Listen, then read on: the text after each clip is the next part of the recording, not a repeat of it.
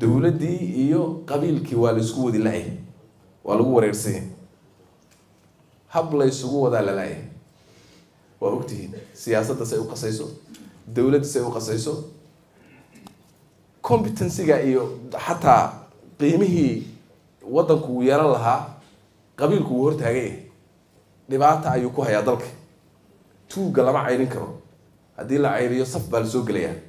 odaygii iyo sheekhii iyo xildhibaankii iyo wasiirkii kulligood way difaacayaan tuuga caadi u difaacayaan xataa hadduu shabaab yahay way difaacayaan waa ogtihiin annagaa dirsanay oo shabaabku noogu diray hadda waa ogtihiin waxa ka socda hadda meelahaas la qabtay annagaa adeer dirsanay oo waxaan dhahnay shabaabku noogu dhex jiro maxaan ku dhahaa dadka nooga soo qaqabo waxaasaan dhahnay haddana ayakii bulaynayaa markuu soo galo isqarxinayaa marka culayskaasaa jira inaan marka isku dhex wadno ayaan u baahannahay canaasirtaas way isku fashilmeen waan isku wadi la'nahay tab aan isugu wadno inaan hello waaye maadaama halkan ay yihiin dadkii murabbiinta dadkii tarbiyanayay waa inaan helnaa dad allahu akbartooda rumaysanaya diintooda oo ku dhegan qabiilna ah qabiilka ilaahba dadka ka dhaliyey wadaniyiin ah dalkoodana jecel mid walbana ka kale inuusan ku xadgudbin oo qabiilku meel buu leeyahay meeshiisa inuusan soo dhaafin oo halkiisa lagu hayo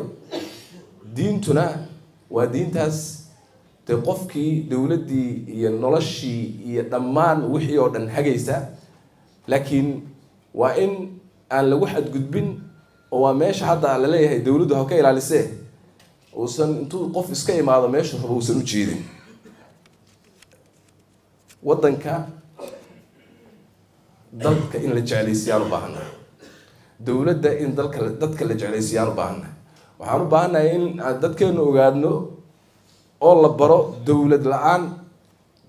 inayn dal jiraynin dalla inuusan jirayn dawlad la-aan diinna inaan la haysan karin la habeyn karin la noolaan karin dawlad iyo dal la-aan waa in dawladnimada iyo dalka